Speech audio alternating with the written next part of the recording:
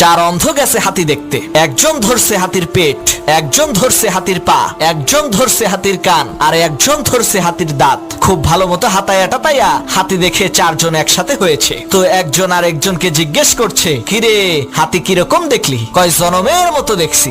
বলে তাই নাকি? বলে হ্যাঁ। কয় বল তো দেখি হাতি কিসের মতো? একজন বলল হাতি দেওয়ালের মতো, ও ধরছিল হাতির পেট। আর একজন বলে হট বেটা হাতি কলা গাছের মতো, ও ধরছিল হাতির পা। আর একজন বলে হাতি হইল কুলার মতো, ও ধরছিল হাতির কান। আর একজন বলে হাতি মূলার মতো, ও ধরছিল হাতির দাঁত। চারজন চার রকমের কথা বলে লাগাইলো ঝগড়া। এমন সময় একজন চক্ষুষ্মান ব্যক্তি তাদেরকে জিজ্ঞেস করলো, কি হইল, তোমরা ঝগড়া করো কেন? তখন সেই চার অন্ধ বলল, ভাই দেখেন তো, আমি বলি হাতি দেওয়ালের মতো, ও বলে হাতি কলা গাছের মতো, একজন বলে কুলার মতো, আর একজন বলে মূলার মতো, আপনি বলেন তো হাতি কিসের মতো? তখন সেই চক্ষুষ্মান ব্যক্তি বলল, আপনারা যেটা বলছেন সেটা হচ্ছে হাতির এক একটা অঙ্গ।